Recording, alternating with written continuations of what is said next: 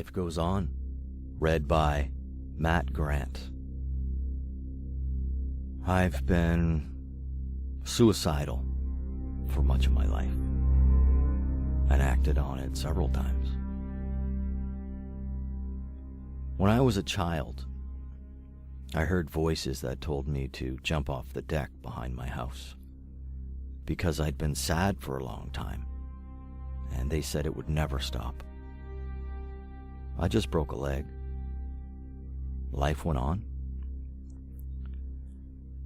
When I was a teenager, I learned my girlfriend cheated on me. So I thought I would show her by slitting my wrist in the bathtub. I cut them the wrong way. So my sister was able to call emergency services in time. Life went on. After graduating college, I went years without finding a job that made me feel like a human being. I tried to end it all by jumping from a suspension bridge. I broke both my legs this time and tore my ligaments to shreds. And life went on. Life still goes on. Even though I've blown out the top and the back of my skull, and my brain is attracting flies on the floor.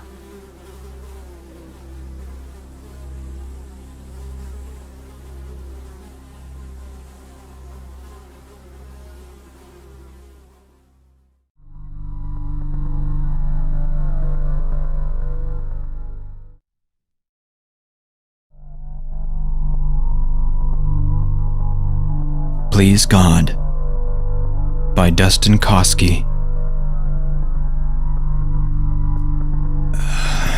When I opened my eyes in that cabin and I felt the straps on my arms, legs, and across my torso holding me fast to the bed with a tarp beneath me, you better believe I was praying to God for help. It was a one-room building with paneled walls and a musty smell. I must have been where whoever brought me there was sure no one could hear anything that would happen. In the upper corners, there were ceiling-mounted cameras aimed at me, red lights on. Along the far wall, there was a table with a green plastic sheet over it. There were the tips of instrument handles visible on the table. I struggled mindlessly against the restraints, barely able to move my hands and feet. I screamed and struggled for what had to be at least a minute. I stopped only at the sight of the door opening. A man stood in the doorway. He was 6 feet tall at least, fit as an ox, and a little bored. He wore a surgical apron. When I saw that, I began screaming again. He didn't respond as I alternately begged him for mercy and threatened him. He went over to a laptop the cameras were connected to and made some adjustments. He walked over to my side then. "Shut up," he yelled at me, his tone more annoyed and exhausted than angry. I complied.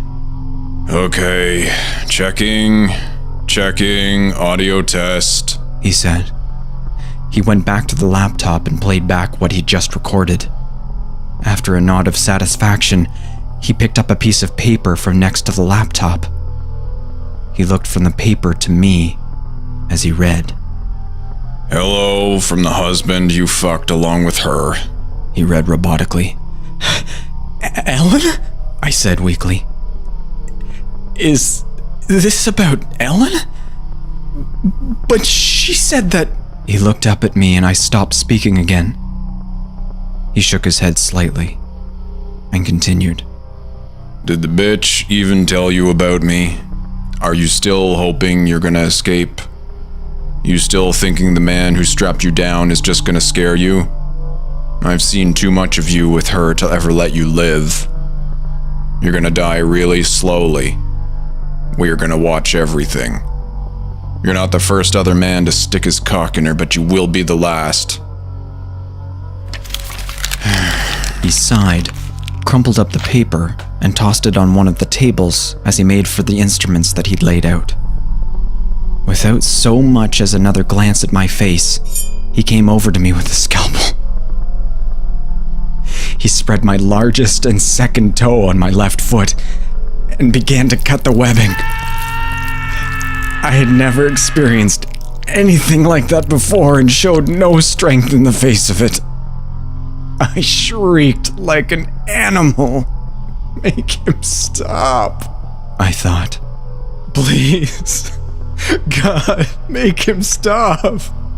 He seemed finished with my left foot and made for my right hand. I tried to clench it into a fist, but that did nothing to slow him down. He went for the flesh between my ring and pinky finger and began to cut. I was dimly aware of the mucus touching my lips as I tried to scream. He stopped after an eternity and stepped back, breathing heavily. I faintly heard the sound of him peeling off his gloves. I begged him not to continue while he got on 2 replacement pairs of gloves without acknowledging what I had to say. He came back to me with a surgical retractor in one hand and the scalpel in the other. He grabbed a section of my lip below the nose in the retractor and pulled it. He pressed the blade of the scalpel against my lip and began to cut. I couldn't take it anymore. I hoped he'd forgive me. Medulla! I screeched as loud as I could. Immediately, he stopped. He went back to the table he'd kept his instruments on. Okay, hang in there, Joe. It'll be over soon. I've got the tetracaine ready. Almost immediately after he took away the pain, he got out the kit to give me the stitches. While he was doing that, I actually fell asleep from sheer exhaustion. So now I'm at our home. He's downstairs doing the laundry, insisting on doing all the chores now. I don't think I'll be able to walk properly for a few days. But we have our story for how I got injured like this for our co-workers. He has all the written and video evidence he would need to show that it was consensual and that he respected the safety word, in case I decided to go to the police or anything. Not that I would do that. He told me he was more than satisfied with what we'd done. He really liked the little bit I'd come up with about Ellen. That's left me pretty satisfied too. Anything for him. I love him so much. I should have let him go farther. Next time, I'm sure I will. It won't be for some time, of course. He's got a partner that will let him live out his fantasies. He didn't dare tell any of his old lovers about this fetish. He didn't hesitate to stop when I said the word. He loves me. I know this goes far beyond a normal S&M relationship, but it doesn't matter. He's never going to do this to anyone else. Not to someone who doesn't know the safety word. He's definitely never going to just keep going until I can't say the word. He loves me. I haven't just given him a taste. I haven't made him want to go farther so much he won't be able to stop next time. He loves me. He's not going to cut anyone else. Please, God, he's not. Please. Oh, please, God.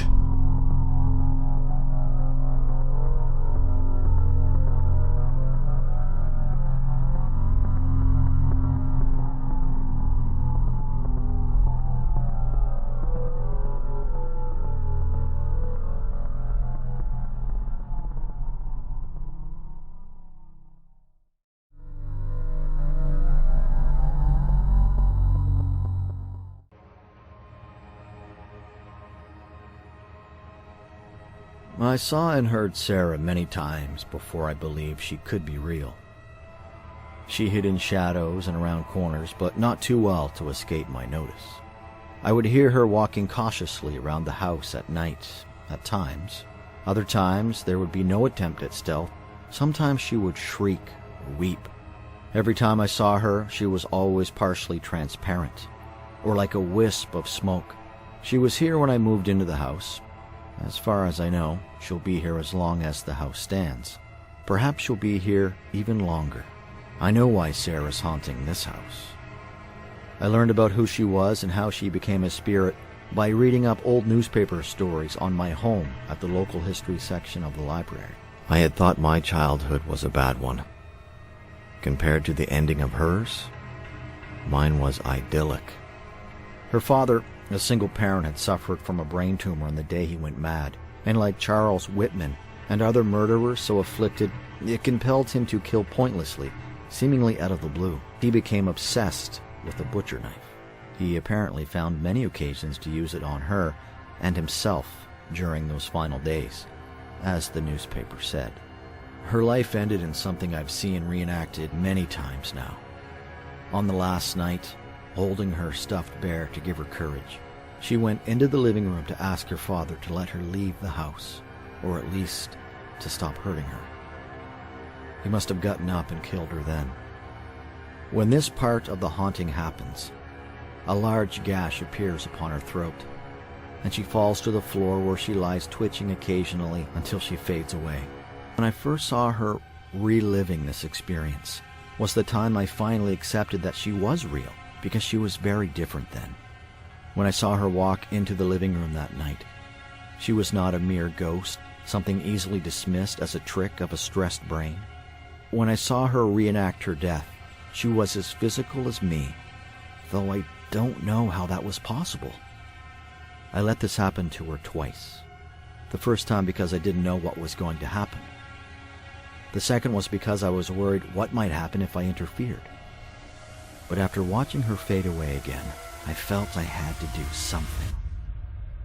That third time that she came down the hallway to beg the empty chair to let her leave, I yelled at her to run, but she didn't seem to acknowledge me. I ran over, picked her up without thinking about the implications, and carried her away. I was expecting what I did to mean nothing. I assumed her throat would split again as I carried her, or after I set her down. Instead, apparently, moving her from the living room changed the ritual. I put her down in my bedroom, and her throat stayed intact. She was still seemingly a normal girl. I can hardly claim to be her savior, though. After a short time, she still faded away. By the next day, she had resumed her usual behavior for haunting the house. She resumed looking only like a ghost instead of like a physical being. It's all the same as it always was, except for one thing. Just an hour ago, she came into the living room again, all flesh and bones. I had moved the chair to where her father must have had his, and she looked me in the eyes as she came into the living room. "Hello, Sarah," I said as I got up. No. Please, no. Sarah begged as I approached. There's no one but me who has any opportunity to see or hear her. There's almost no one who would believe this pretty little girl is at times still on this plane of existence, in this house. No wonder I didn't believe she was real. How could I be so lucky?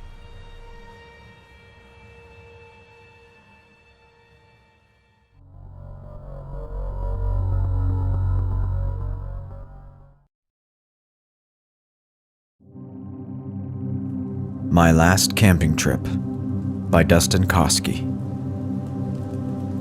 One day in September of 1983, we decided to go on a patrol camping trip so that we'd get some prizes at the end of the year. Our scout troop owned a campsite on top of a big rocky hill.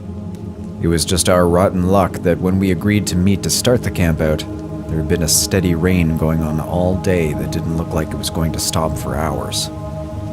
But our parents were all either going away for the weekend or thought rain was no reason to cancel the camping trip.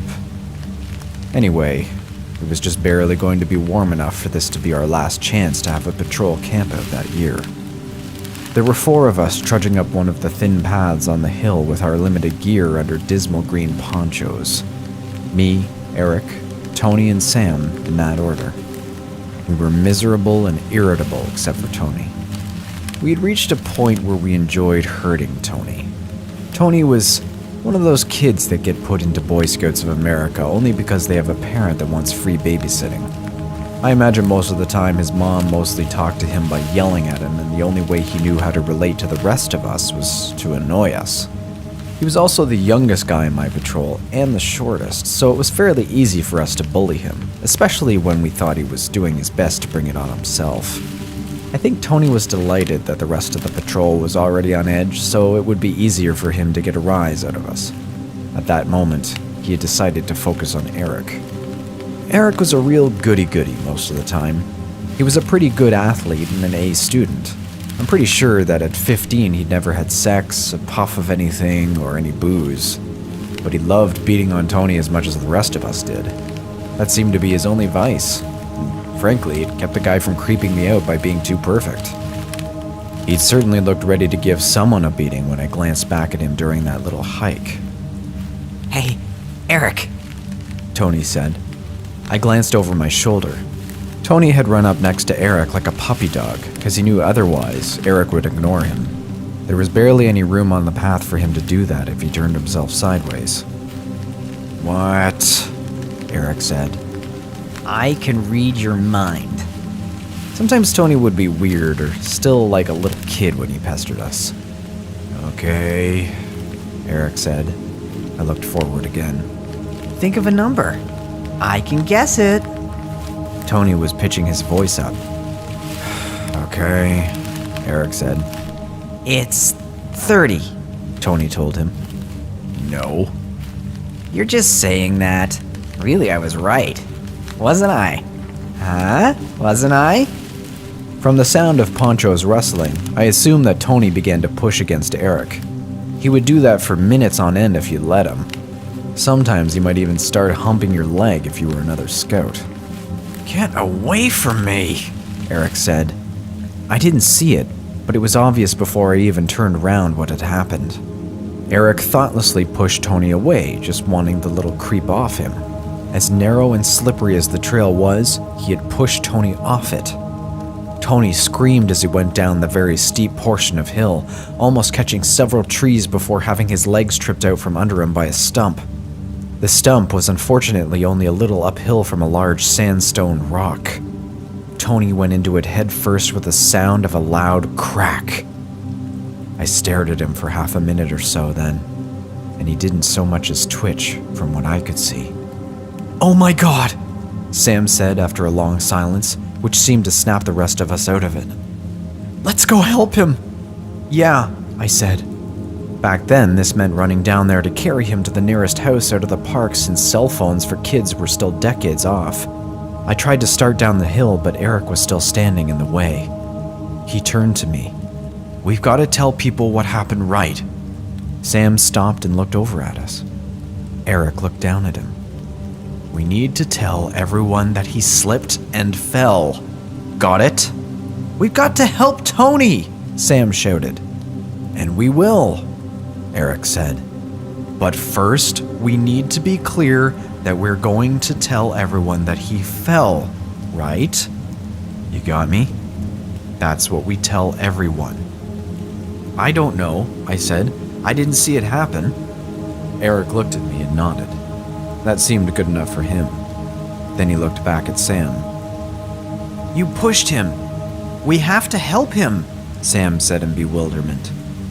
Sam had never been the cleverest guy in the patrol, but I would have thought he'd have the sense to play along under the circumstances. "We will," Eric responded.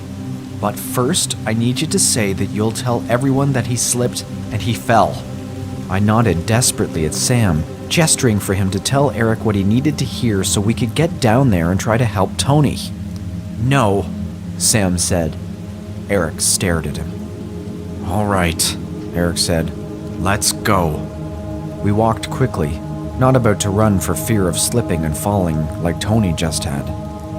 "It wouldn't have done you much good anyway," Sam said after a little while, a apparently trying to help Eric feel better.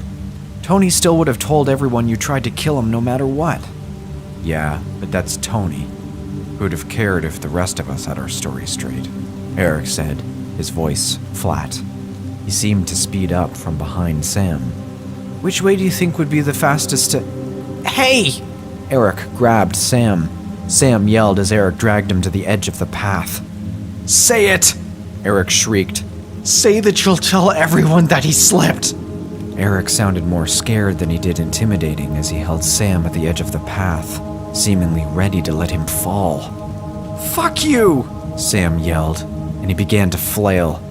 He hurt Eric more than I would have expected, judging by how Eric grunted. Maybe it was pure adrenaline, but Sam got free somehow and began pushing him to the other side of the trail, right into a cliff. Jesus Christ, stop fighting! I yelled at them. I might as well have been speaking Chinese. I took a few steps closer and saw there was murder in both their eyes, so I stepped back. Sam got his hand on Eric's chin and pushed his head into the rocks behind him as hard as he could. Eric was really trembling then, like an old man with Parkinson's. It was as if he was experiencing a panic attack in the middle of a fight. Even so, he wasn't going to just take Sam's beating. He grabbed Sam again and kind of picked him up like Sam was a tackling dummy and then charged forward blindly, Sam's poncho over his face. He misjudged the distance to the edge of the path and both Sam and he went rolling down the hill. They struck trees with sickening noises as they fell to a level area. They were much more fortunate than Tony. I could see their movements and hear them screaming when they stopped falling down the hill, but neither of them even tried to get up. I walked as quickly and safely as I could down the trail and then looped back around to where Sam and Eric were. Both were yelling for my help at first, but as I proceeded down the trail, Eric abruptly went quiet. My leg's broken, Sam told me as soon as he saw me arrive where they'd fallen. The bone's sticking out. It was true. His poncho had folded up and I saw the bulge in his lower left pant leg beneath the knee. Blood had soaked through his pants with the rainwater. Hey, Eric said flatly. His lack of emotion made me look over to him as Sam screamed at both of us. I think I hurt my spine. I can't move my legs. I can't feel them. From what I could see of how his body was twisted, that might well have been possible. I didn't know then how Eric could be so emotionless about it, but in hindsight, of course he was in shock, if not in psychological denial. All right, guys, I'll do what I can for Tony, and then I'll get help for everyone, I said. Sam screamed at me that that was the wrong thing to do, that I should leave the park and get help immediately. For all my first aid training, I didn't know if either of us were right. I thought maybe there was something I could do with the first aid kit for Tony, whose injury had seemed the most severe. Maybe Tony had vomited and I had to clear his breathing passage. I had to check on him. I tried to reassure them before leaving. Sam swore at my back as I ran over to Tony while Eric remained quiet.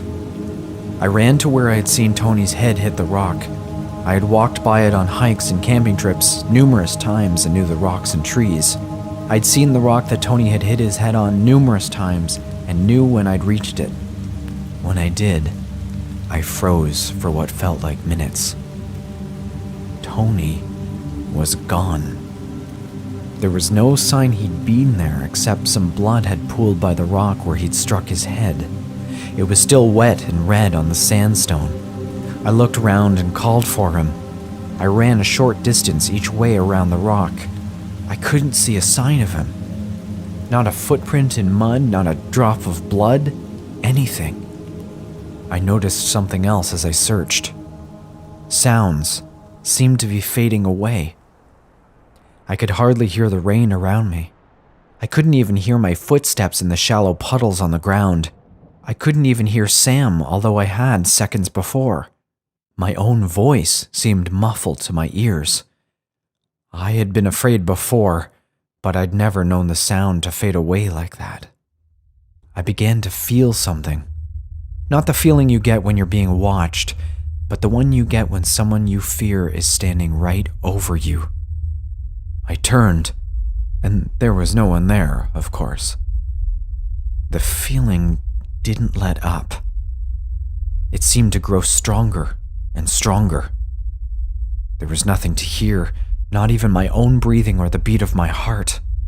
I ran back to where I'd left the other 2 scouts as fast as I'd ever run towards anything. Slowly, I could hear again that Sam was still screaming in pain and cursing out Eric. Eric barely moved his head to look at me when I arrived.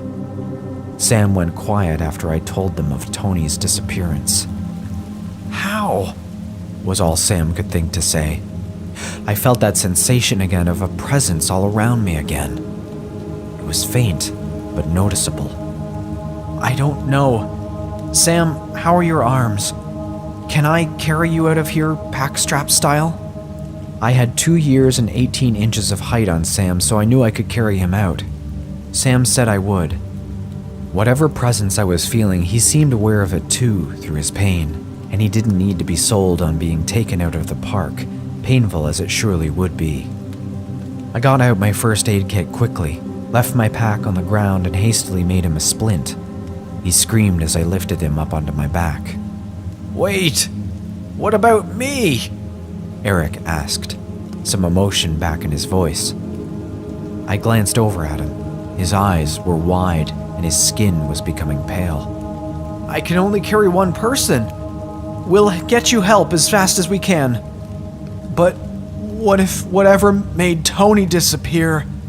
Looking back on Eric, I find it hard to fault him now. He was just a kid. He'd made a mistake, meaning only a little, if any, harm. The smaller amount of harm that we'd all inflicted on Tony time and again. Then he'd seen all his life, all his accomplishments, his future, all about to be tarnished because of what he'd accidentally done to someone we all mostly thought of as dirt. He overreacted like probably many of us would back when we had little life experience and perspective of a guy in his lower teens. But at the time, I just glared at him for a second as he lay twisted and helpless on the ground, reaching up to me. "Maybe you deserve it," I told him. I turned my back on him and began carrying Sam out of the park. "Hey, I'm sorry. I didn't mean to hurt Tony. I wasn't going to drop Sam. I was bluffing. I'm sorry. I'll do anything you want if you can get me out of here. I'll give you everything, please. Don't leave me alone." "What was that? There's something out here. Come back. Please. I swear I'll do anything. Please. Please. Come back." His voice faded quickly, and the sound of rain and Sam's pain resumed. As I walked, the feeling of that presence faded as well.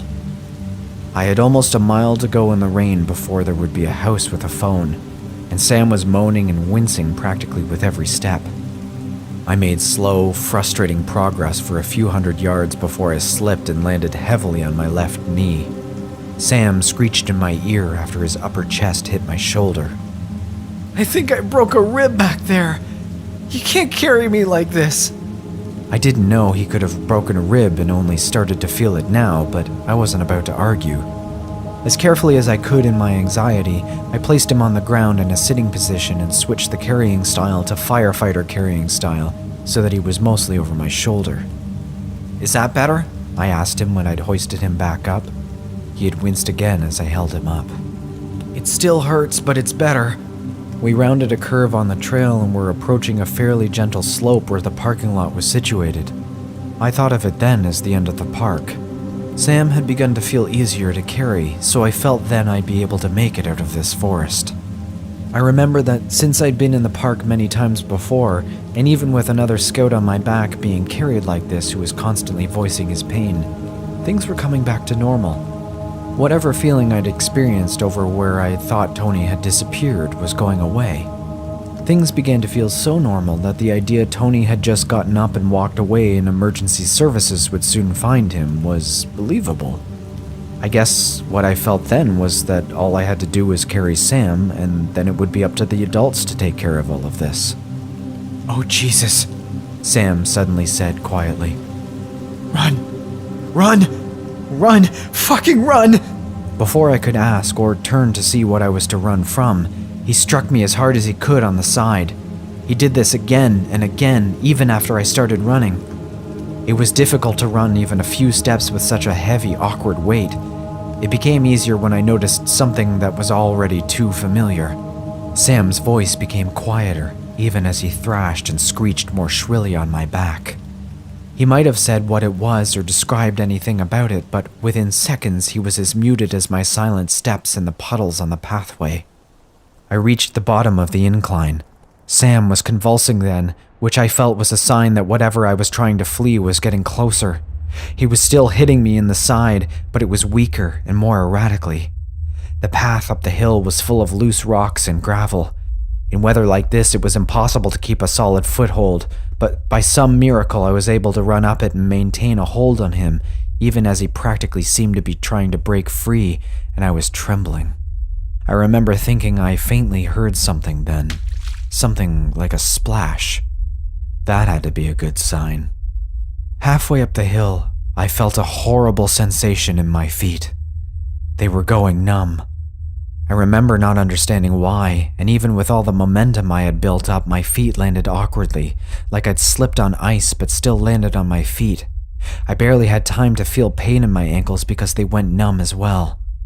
I was barely able to stumble forward before the numbness climbed up to my knees. My legs were useless then. I fell forward, practically face first. Sam got free, even with his fractures, flipped over and crawled up the hill. I tried myself. I could feel the numbness had reached my rib cage then, but dragged myself across the rocks. I remember perfectly the sight of Sam dragging himself too while twitching and trembling as he crawled. A force hit the back of my head that felt like a construction beam dropped from a crane. My face went into the ground, rocks stabbing into my cheeks hard enough to break the skin as I seemed to lose all fight and flight instinct. I just lay there like a breathing corpse. Even if I hadn't been numb, I didn't have any energy, any hope, any understanding of what was happening to me. I didn't even have the courage to lift my hood up to see what was happening around me. I don't know how long I lay there. The numbness left me, but I still didn't lift my hood. So little light was coming in under my hood that night might have fallen and I wouldn't have been able to tell. A long time later, the rain stopped. A longer time after that, I began to hear again. I heard birds tweeting, cars driving by from what sounded like miles away. I didn't move. After a long time of only hearing these sounds of nature, I heard footsteps approaching me. They stopped suddenly, and then clearly changed to those of someone running up to me. "Are you all right?" An old man, whose name I don't remember, said as he leaned over and pulled my hood back. I looked up at him, rocks still stabbed into my face. He winced as he saw it. "Christ, kid. What happened to you?" "I don't know," I said. "I still don't know. I don't want to. I know that Eric, Tony, and Sam were never found, nor was any trace of anything that might have made them disappear. I learned even that reluctantly. Look for answers. Hell, I don't even go near forests any longer. Staying away from forests isn't enough. I have developed a need for sound. Always. After a minute without hearing something, I feel anxious. Sleeping without it is impossible. If whatever got my fellow scouts comes for me, I want as much warning as I can get. That brings me to the reason I'm sharing this. Lately, even with music at full volume and me screaming my lungs out, I've been experiencing minutes of silence. At home, at work, out driving. When I've gone on visits, I've been experiencing it. It's been many years since the end of my last camping trip, but it seems like I'm about to feel that presence again. When it wants, I believe it will make me experience a silence that will never end.